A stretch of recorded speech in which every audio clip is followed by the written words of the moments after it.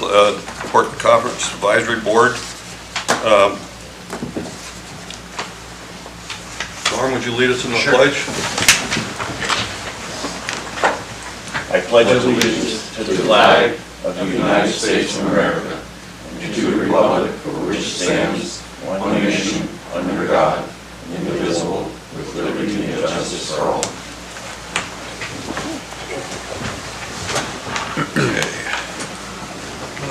Madam Clerk, will you call the roll? Yes. Wolkers? Here. Atwood? Here. Paquette? Yes. Smith? Here. Miller? Here. And Chair Jaffa? Here. Okay, you have a quorum. And we have everybody that's available.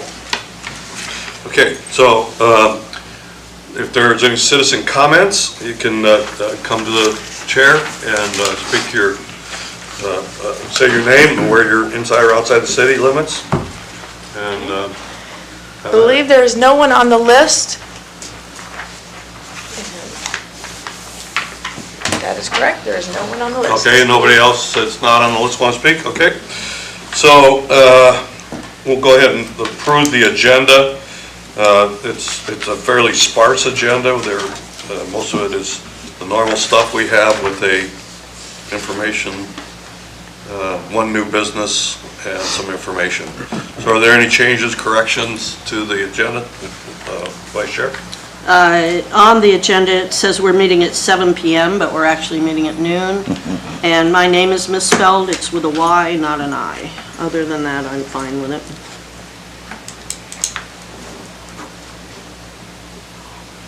Okay. Can we make those corrections? We will make those corrections. Okay. So with those corrections, I call for a vote. Okay, voting on today's agendas with the corrections of changing the meeting from 7 p.m. to noon and changing Paquette's name with a Y instead of an I. Sorry about that. Atwood? Yes. Miller? Yes. Smith? Yes. Wolkers? Yes. Paquette? Yes. And Chair Jaffa? Yes. Okay, the agenda and consent agenda are approved, and approved on the consent agenda is approval of the September 6, 2023 minutes. Okay. So, we have no proclamations. We ask for the city administration report. I don't know if the harbor master or assistant manager wants to give that. You want me first? It's up to you. Yeah, so that's just in your packet. There are just kind of some highlights of some things that we're working on. And as it applies to you, Kat and I did meet with kind of the key leaders on the Heat Loop Ad Hoc Committee, and we actually met with in person someone who wanted to meet with us the other day just in regards because they were leaving town, and so Mike Brown. And then I've also been in contact with Andy Baker because the Heat Loop has been added to our legislative priority capital improvement project guide, and so we're just working up the narrative and pictures so that way when our lobbyists work with our legislators, they'll kind of be aware of that project, and as we're looking for additional funding in the future for that. So but yeah, happy to answer any questions on anything else. Any questions for assistant manager? I got two. First one is, who are our lobbyists today? Seb is our federal lobbyist, and then Chris Noss is our state lobbyist. And that's under contract? Yeah, yeah. So we have, they don't double dip, they stay in their own areas? Okay. And the second, I'm not quite sure where to bring this up, but the Heat Loop Ad Hoc Committee will need to be renewed. I don't know if we can bring that up under this report. I think we can. I would like to schedule a special meeting for the open week of October something. 18th. Yeah, October 18th for a joint PACAB and ad hoc group where the ad hoc can present to us. and from that meeting, have a resolution drafted that we can then take to council in November. Just a quick note, the 18th is a holiday. The 18th is a holiday? Correct. What is it? Indigenous Peoples' Day, is that Alaska Day. A Wednesday? Alaska Day. on a Wednesday? Well, Oh, so, what does that mean? I mean, the city will be closed. well, I don't really, Jason, you and I talked about this just a little bit. I hate to push this into November. If anything goes into a burp, then we got a time problem. Sure. Could we just change our meeting from the 18th to the 25th?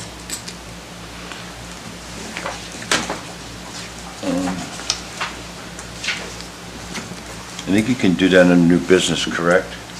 We do that on new business? I believe so, but I asked the clerk, that correct, Chris, or? So just to clarify, the 18th would have been a PACAB work session, Right, Yeah. so we're hoping to schedule that for the 25th, but also make it a special meeting Correct. instead of a work session? Yeah, yes. Yeah, I'd be okay with the 25th. Does anybody have a problem with the meeting on the 25th? That's a week before our first November meeting. So it's a special meeting, not a work session. A special meeting only for the ad hoc group. The ad hoc keep. I would say it's fine to change the work session date to the 25th, but for the special meeting aspect of it, you want to get city manager approval. Okay, we can do that. We can do that. And the reason for that is that there are some things, and as Jason knows, he met with some of the committee yesterday, and it's moving pretty quickly. They're going to require a group like the ad hoc participate. So that group needs to be solid. And in DOE's eyes, the sooner the better. Okay, so those were my only two things there. And any other questions for Jason? The library issues, could you explain a little bit more what's going on there with this?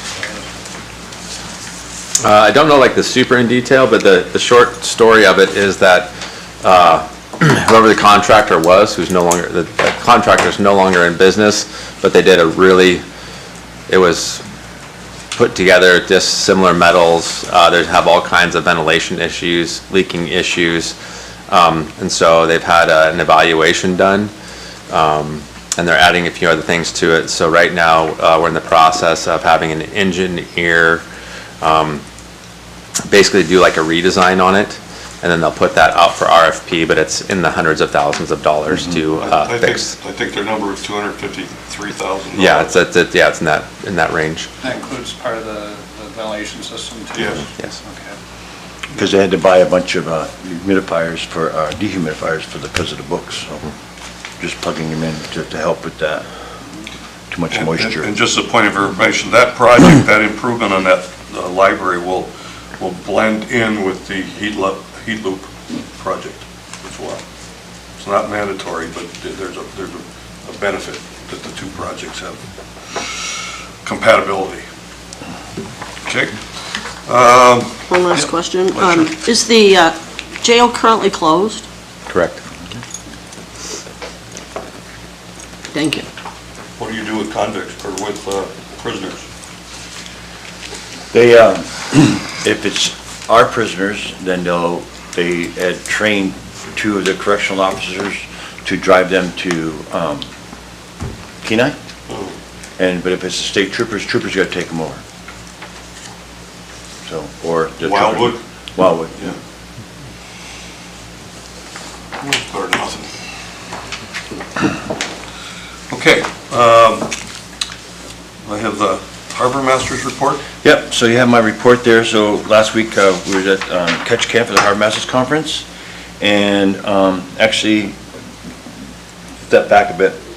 So the PIDP grant, remember I applied for last year for the washdown pad. We didn't get it because it wasn't about trades going across the dock. So Tim Dillon just sent us a new thing to get to Congress approves it. It's going to be for harbor infrastructure. So we're going to reapply for that same grant for harbor infrastructure. So that's going to come up as soon as the Congress approves it. And so at the Harbor Masters Conference, I was really in trawling in Alaska. I know it's been on there and it's for December. So this gentleman's going to do a presentation for you guys in December. And he did it at the Harbor Masters Conference, and I took pictures of every slide. You wouldn't believe the amount of fish that's wasted. It is crazy. I mean, I can show you after the meeting. I can share a slide with you about how much fish is just thrown over the side, and videos of what the net does underwater. It's pretty amazing. But anyways, I talked to him. He's going to do a presentation. He might even come down from Anchorage to do it, depending on weather. But we'll get all that set up here for the December meeting. But it was really, really interesting. So, and that's pretty much what I got. All the water's turned off in the harbor. So, I'll take any questions.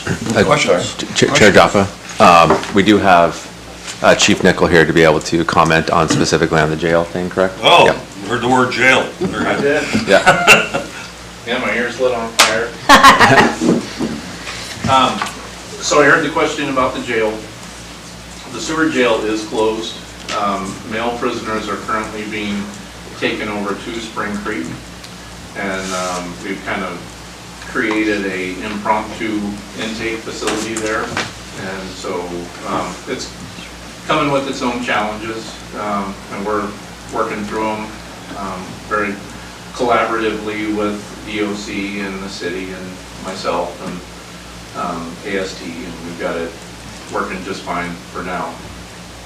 Females do have to be taken directly over to Wildwood, so that we can't keep anybody here, and you certainly can't take females over there. So I just wanted to clarify anything and answer any questions if you have anything else. I had two. Just from what you just said, do we have a female officer anymore in Seward? No. And why can't Spring Creek take female? They have female prisoners. It's a male-only facility. Oh, it is? Yes. Okay. And the third thing, with this arrangement, do you have a method of determining what it's costing? Eventually, with the new facility, you know, the cost of this arrangement will be compared to the new facility. So I did my own internal figures. Just what I wanted to know was how much is it going to cost us to transport over to Wildwood? And so basically what I did was I took the highest paid police officer, and I calculated out, you know, it's roughly going to be about a 6-hour trip over there and back with the current state of the road construction. I know you guys are familiar At with least. it. So, you know, at 6 hours of overtime and so on and so forth, per diem and all this, you know, just everything, gas and everything. It worked out to about $500 a trip over and back.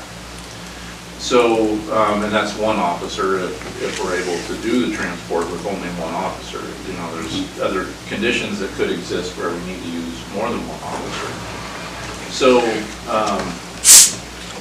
So just looking at that, that's kind of my numbers. The good news is for us here at the city, the state, the DOC, has been very gracious and is taking on most of the costs. So that's been extremely helpful. So right now, for the city's part, the biggest cost is before we can take any detainee over there, both us and the Seward Police and AST, the person has to be cleared at the hospital before they can go over there. And that's kind of unusual. And the reason for that is basically that they are a facility, a state facility, that already has medical personnel on staff, but they are not trained to do intake. They are trained to, you know, take care of people that are already incarcerated. And so it's a little bit different. And here at the Seward Jail, when the jail's open, we don't have any medical personnel. So the rules are very different when you're bringing someone into a facility that does not have medical versus bringing someone into a facility that does have medical. And that created this need for having people cleared at Providence ahead of time. And so that's one of those things that we've been working through.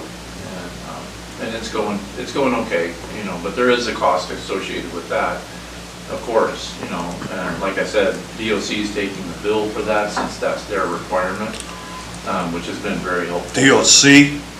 Department of Corrections. Yeah, okay, right, okay. Yeah, they're handling it. T and C, they, Gotcha, no worries.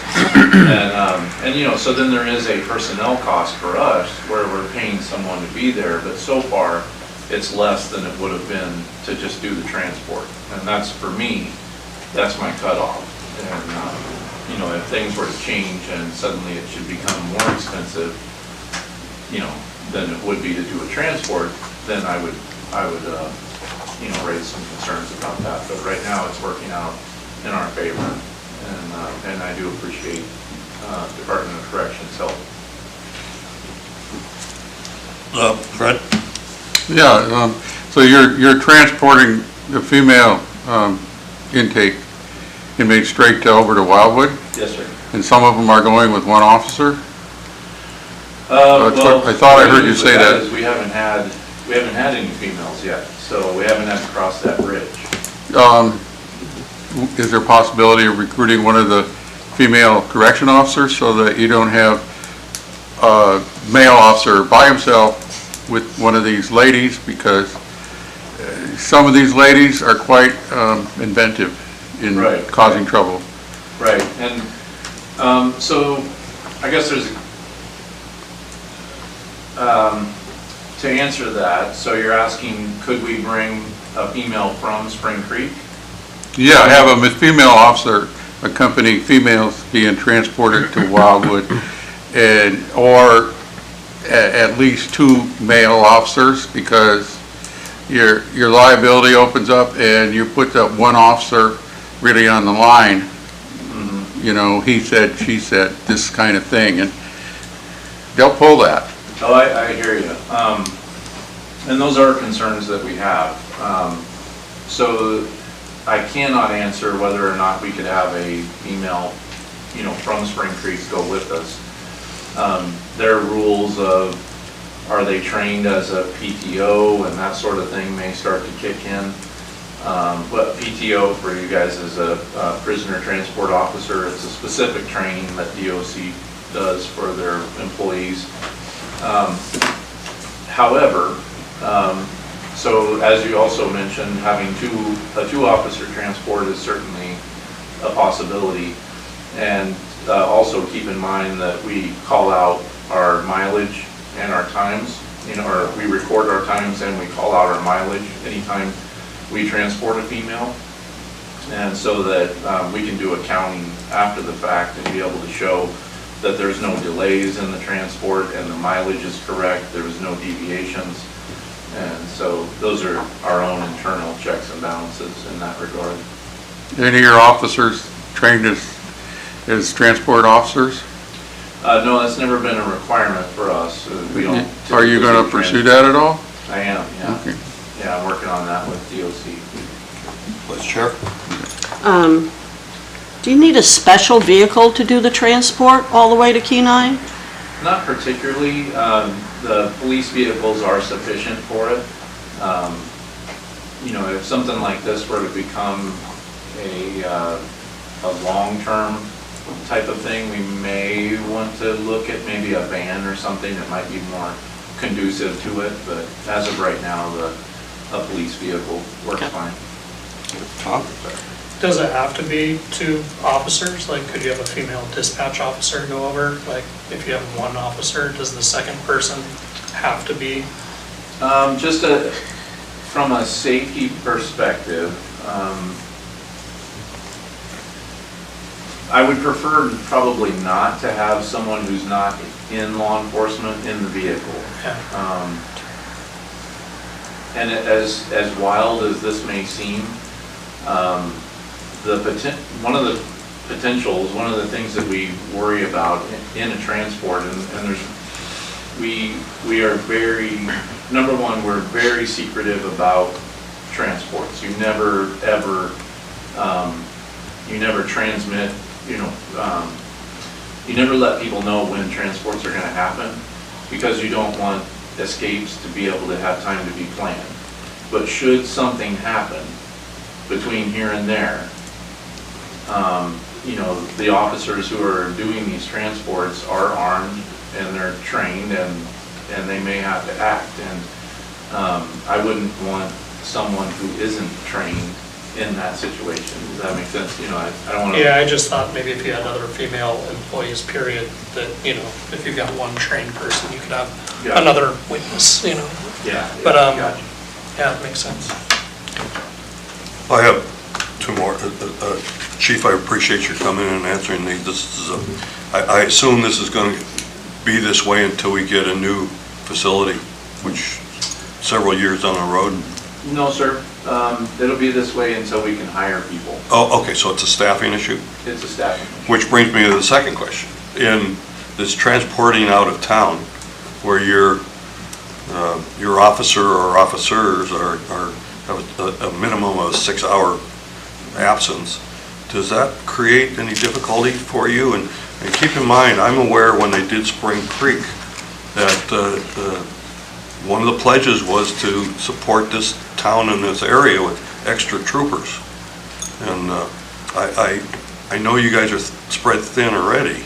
So is there any kind of a problem that we can look to the state, or that you're looking to the state? Not particularly. So the troopers are extremely short-handed right now as well. We're all kind of in the same boat, and we're all trying to fix the same problems. What are these staffing problems that we're all having, and how do we fix them? And then, certainly for us here in Seward specifically, housing is, of course, a major issue.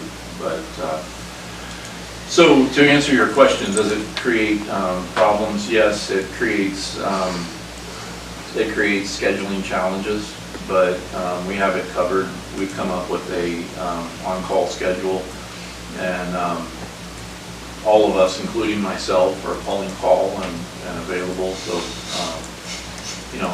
as we're needed, we'll take care of it. Again, thank you, appreciate that. And your response to both the council and us tonight, or today, pretty much shows you're on top of it. Go ahead. Yeah, I have one question, Chair. Thank you, Chief. I was just wondering about intake volume historically, and how many transports you might have to engage in. I know those numbers must fluctuate, but what does that look like quarterly or monthly? Or sure. Almost hilariously, when all this came about, when we closed the jail, DO's Department of Corrections asked the same question. And I said, well, this time of year we have usually about one a week, maybe. And the troopers said about the same. And since that time, it's been one like crazy. And we've been arresting people left and right. So, yeah, in fact, I apologized to Department of Corrections in our last meeting and said, hey, I feel like I lied to you guys. I tell you that there's going to be one a week, and we've had just like bunches of them. But I think maybe we just had kind of a drawn out slowdown to the end of the season this year, and I think we're all probably noticing that things are starting to get that nice calm that we're used to this time of year. So I think that things are going to slow down quite a bit, and that load will go to more in line with what I projected instead of making me look like I was way off. Thank you. Okay. Anything else for Chief Nichols? Thank you. No, I was just wanting, thanks Chief for coming out and correcting me. The last meeting I was at, what I stated was what they were going to do, and they changed it since the last meeting I attended, so I want to thank the Chief for coming out and correcting me on that misinformation. Sorry about that. It's all good. Okay. I have one question for you, Norm. You're still waiting for funding for the 5-ton crane. That's through a state appropriation? It's through wherever we can get the funding from. It's roughly, I mean, like I said, we're ready to go out to bid right now. The engineer's been paid for all the way through construction, so it's about $500,000, so, for the crane there, so. Okay. Anything else for Norm? Okay. So, Railroad report. I guess we have a railroad report. Yes, thank you, Mr. Chair. So I've, the report's in the packet. We're getting ready for a lot of autumn cargo, and as I mentioned at the last meeting, we also have some bridge projects. There'll be a mainline closure for some number of months through the winter. Our cruise ship season is just winding down. Last year, the October cruise ships dropped off, but we're maintaining the terminal to receive passengers until October 14. It looks like the Regatta will be the last ship. And then the Coastal Classic, the daily train, has ceased operation for the season. We did have P&D engineers doing inspections of our 3 docks, the former coal dock, the cruise dock, and the freight dock. And we've been given some operational guidance regarding the cruise dock, and that will entail some piling repair, which is going to be needed, and that will take place during the winter months. And we also have some smaller repairs that are taking place on that dock.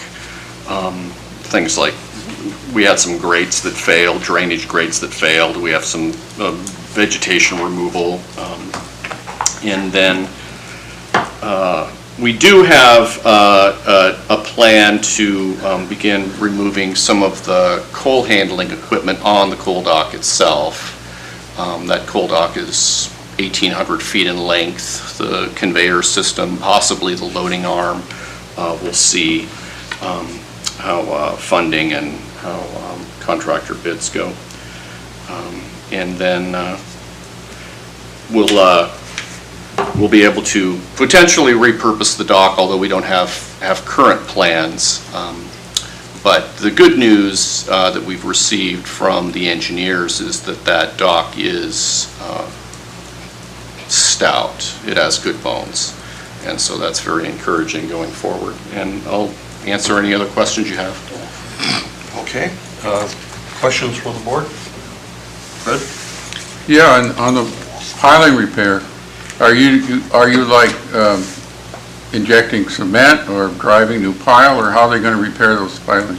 You know, that is a very good question, and I suppose we'll have to get some engineers to put their heads together with contractors and find out what the best approach is going to be. We have some real corrosion at the mud line, and a lot of it is at the north end of the dock, where you would imagine the tide line being.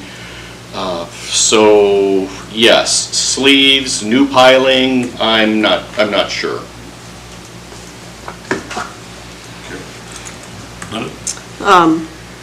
So it said the season began with 90 scheduled dockings. What did you end up with total? So the Roald Amundsen amended its schedule, so I believe the total came to 87.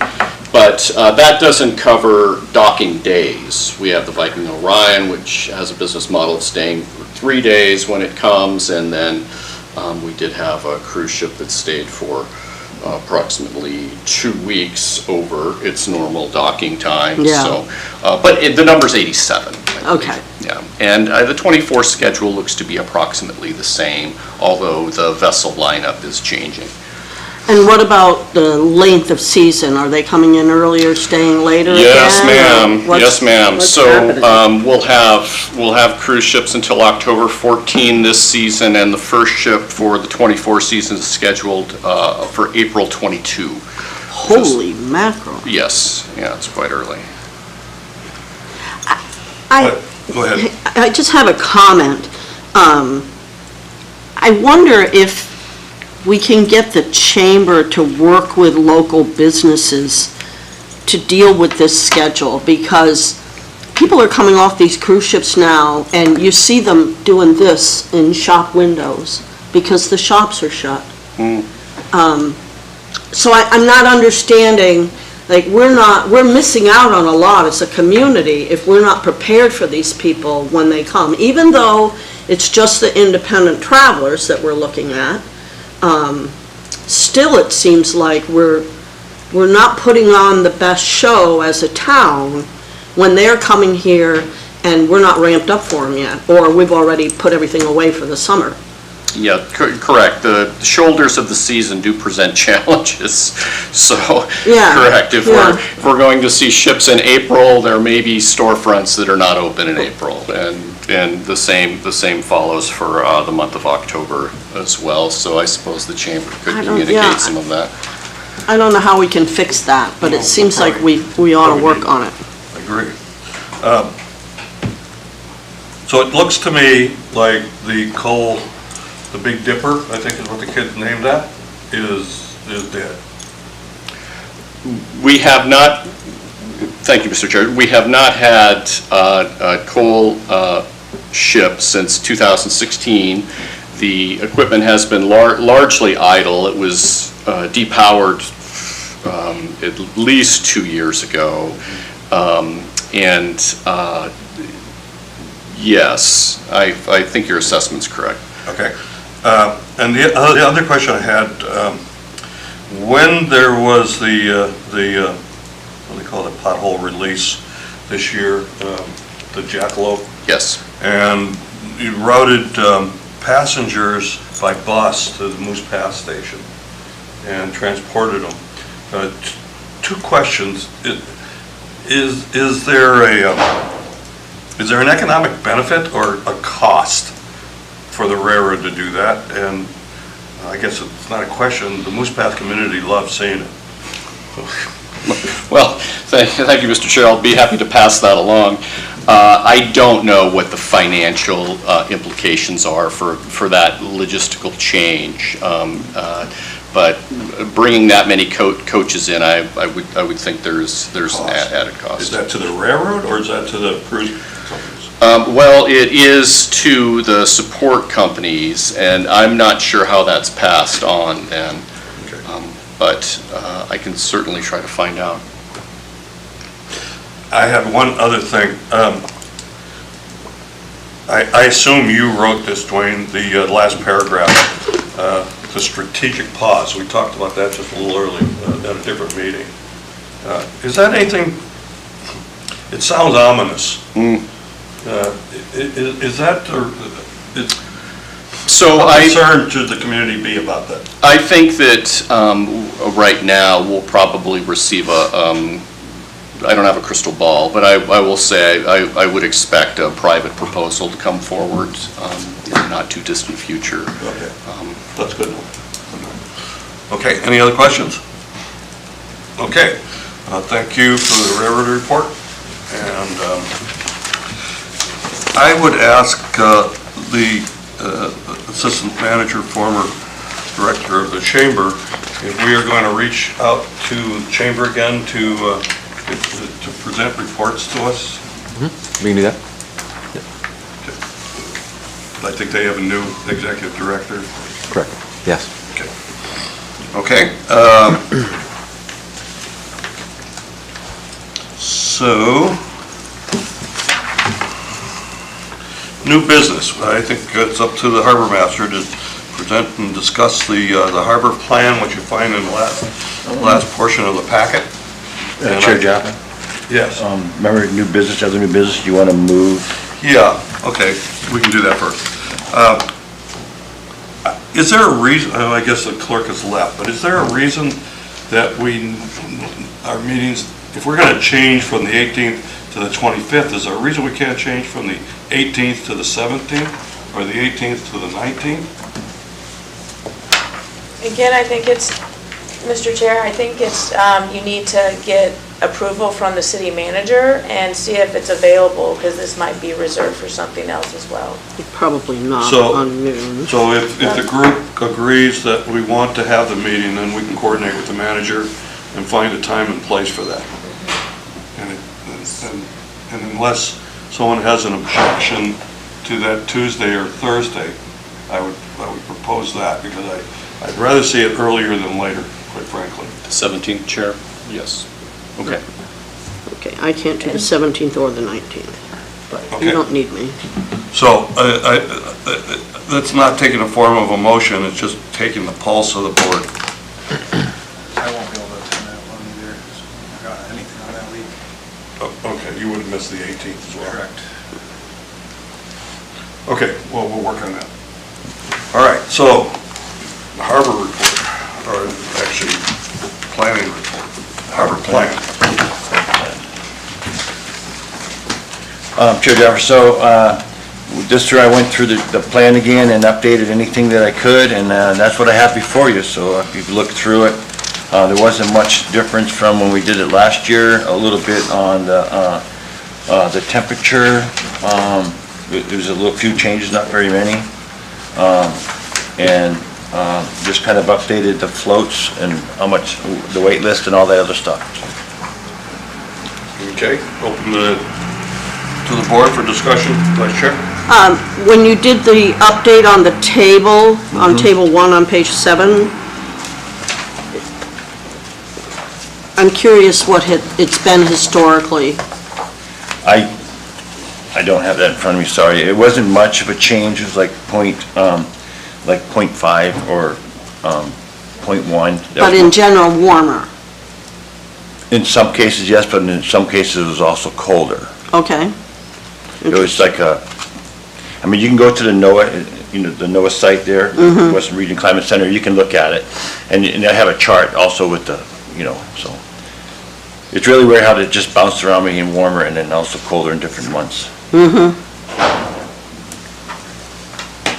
you take the water temperature? I did not. This was, so I did not.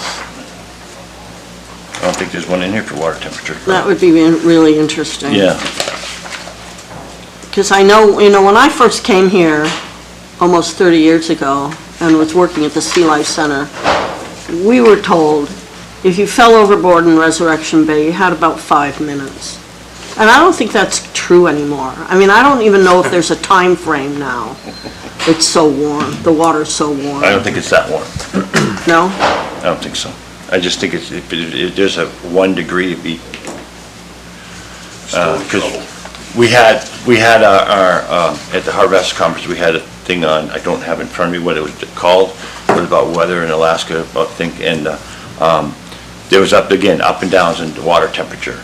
So the water's much warmer all winter long, because, it just got the way it takes so long, but it's not much. It was point something of a difference. But I can look up something and get it for you and bring it before you, or send it out to you. That'd be Have it send it out to you on water temperature. If I might, one of the projects for the heat loop, phase 1, will be to monitor the temperature down well, which is shoreside, but I fully expect that they will be looking at the bay temperature as well for comparisons. But I think, all the climate change issues, I'll talk about that in a minute later. But, water temperature, water levels, all that, we're coastal. I don't know where the Canary might be, but I don't want to fall overboard. I don't care, it's not that warm. So this document to me looks, I'm sorry, anybody else have? This document looks pretty concise. I've watched several generations of it.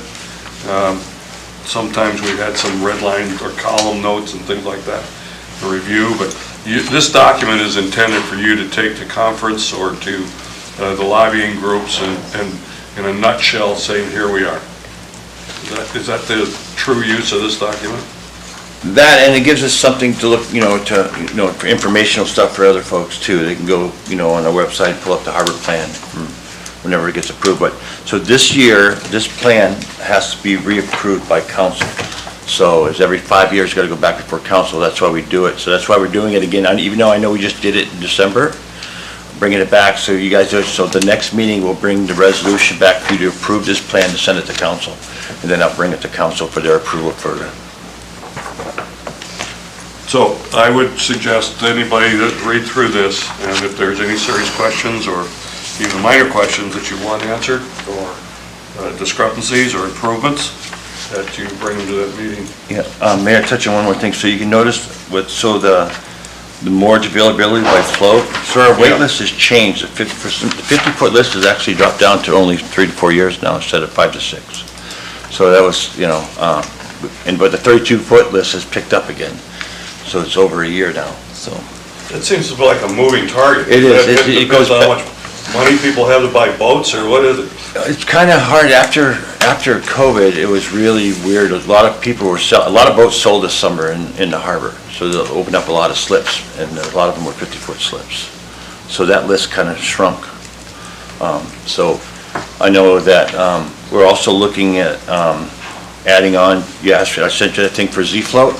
Did you guys receive that?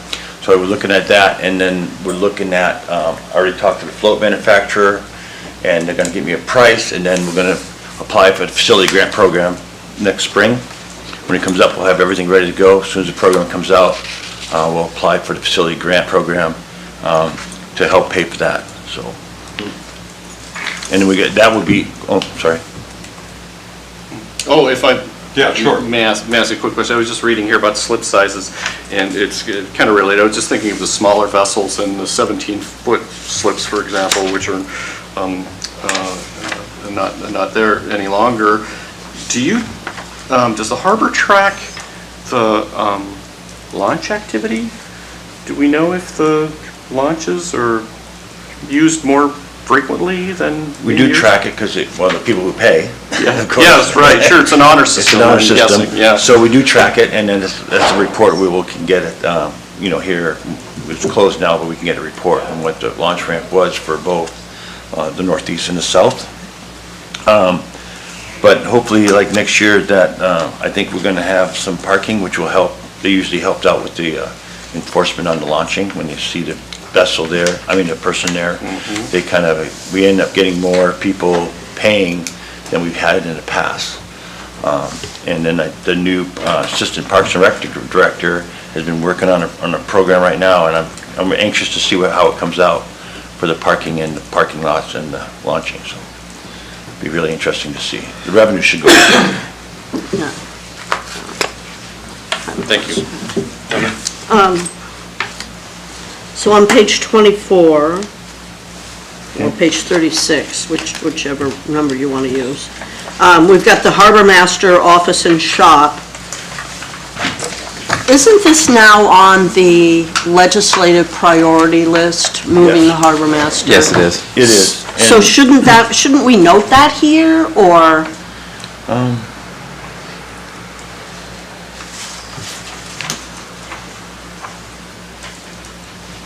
We could add in there, it's on our, on our list. I could just add it to it.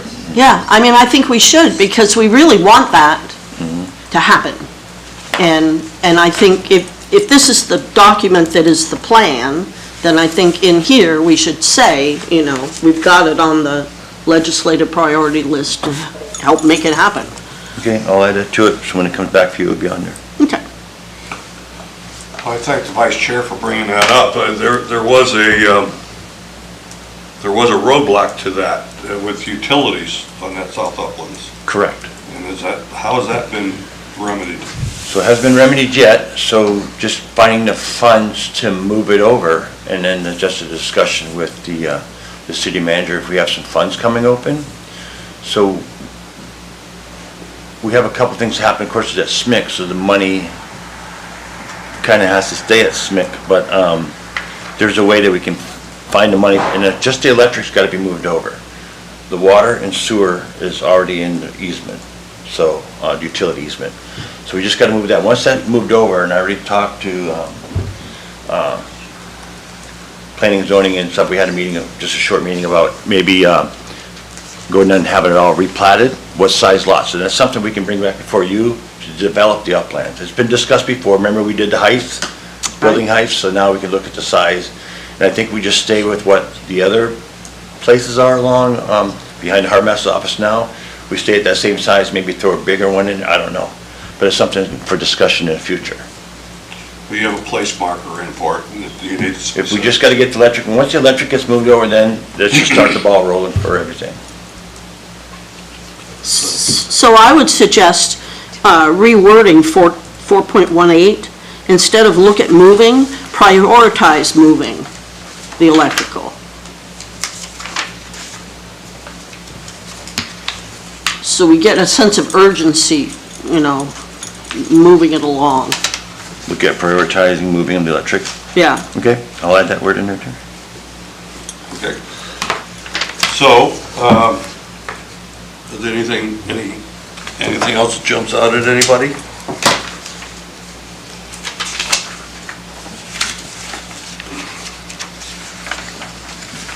Okay.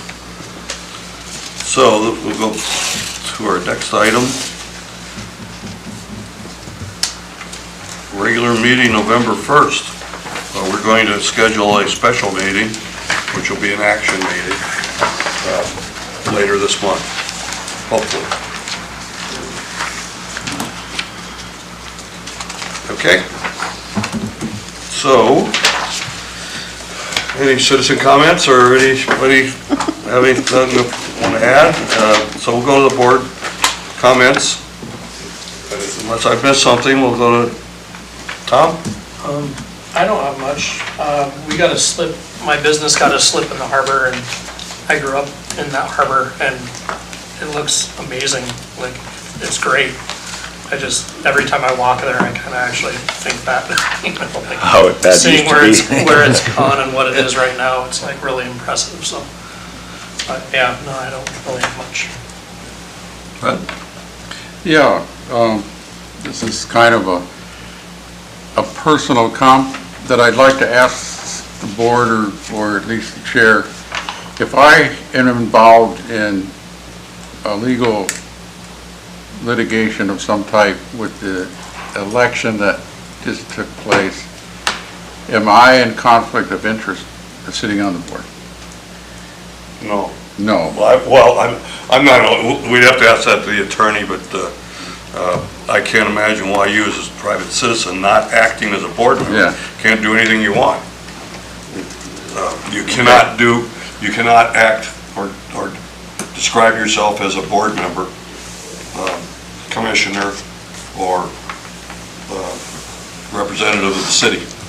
There probably would be an action against the city, or possibly. That's not something we want to get into here. Yeah, okay. But as long as I just recommend that if there's a reason to disclose your position, you make sure that there's a separation between your official role and your personal role, whatever it might be. Well, I brought it up on the record, so okay. If it does appear to be a conflict by anybody, I'd appreciate them saying something. Appreciate the heads up. Okay, Dwayne? Thank you, Mr. Chair. I don't really have a lot to add, other than I think that Vice Chair Paquette makes a good point in talking about the shoulder seasons and accommodating visitors in the early and late months. That's something we should look into. Anyway, I know that everybody makes money in July and August, and there's a reason for that. It's the demographics, it's the numbers. But yeah, broadening the season would be an interesting conversation to have. That's all I have. Ben? Thank you. Yeah, and along the lines of what Tom said about the harbor, just over there this weekend looking out at it, it is a first-rate boat harbor. Best one I think I've ever really seen. So congratulations for keeping it that way and making it that way. Other than that, great-looking harbor plan, and that's all I got. Thank you. Okay. Linda? Norm had something. Yeah, so I just wanted to, so I was in Ketchikan last week for the Harbor Master Conference, so we had some breaks, so we went down there to go buy my wife something, buy grandkids something, And they actually open the door when the ships come in, they lock them when the ship leaves, when they head back. They were shutting down at 2 and 3 p.m., the stores were. And then if the ship's in, they were open. So that's something that, I don't know if they work out or they just do themselves, I don't know.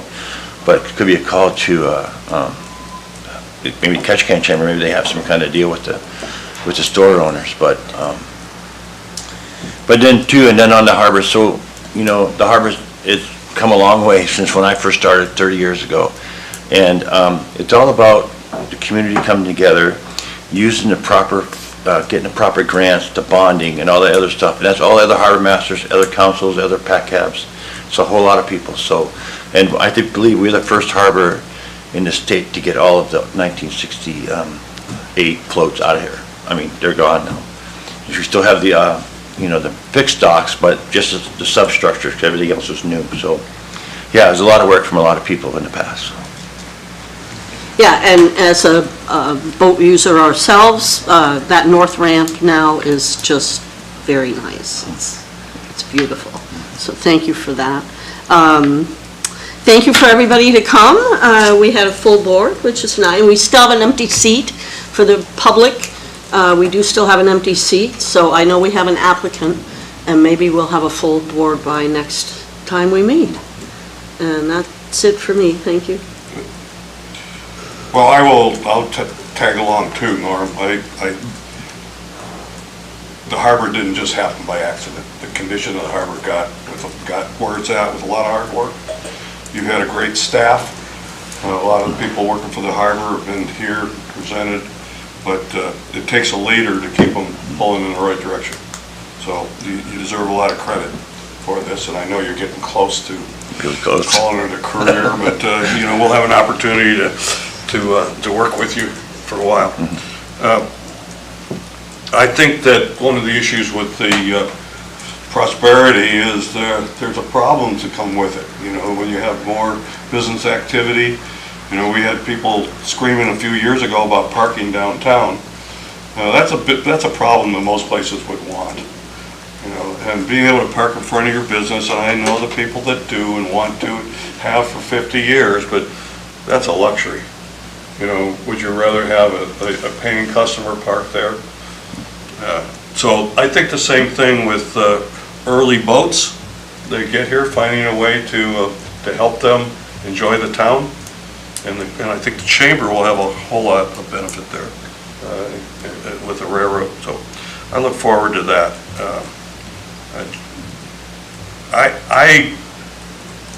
I will probably bring this up at council as well, but I am, quite frankly, probably impacted more than anybody here by the road projects coming into town.